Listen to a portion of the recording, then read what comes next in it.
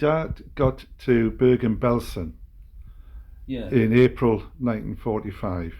So, what was his reaction when he first got to the camp? Well, of course, they didn't know what they were going to, actually. As you know, they advanced 238 miles in 22 hours and just raced it ahead. And Father said they were just going through the German lines, more or less. The Germans were coming, getting away from the Russians, basically. But they got to this place where they were stopped at the gates, and they said, "What's the smell is and all that? And what's going on here?" But anyway, my father's Sergeant Major, who was very friendly with, actually, that's another story, but he joined the regiment at 17. My father was 29, and his mother said, "You'll look after him, won't you, Wilf?" And he ended up as my father's regimental Sergeant Major. Anyway, he went in first, and he came back and he said, "For God's sake, Wilf, don't go in there." "Why? What's?" He says, they opened the gates, and as you know, Anne Frank had just died.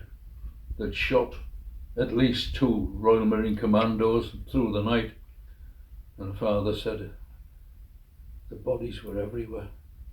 He said, "It was unbelievable. Never seen anything like it in all my life," he said.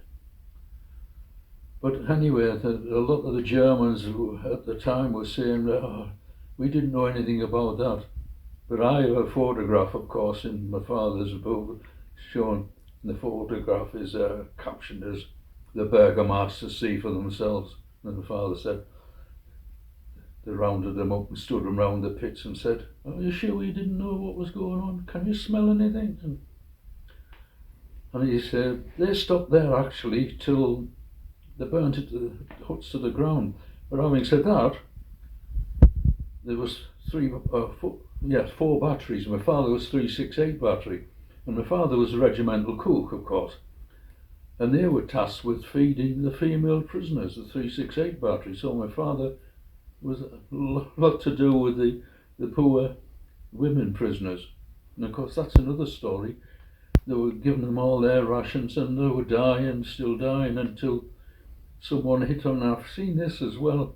Nigella Lawson's grandfather was a colonel in the army curtain craw, and he came in and he resurrected this milky drink they used in India during the Indian famine.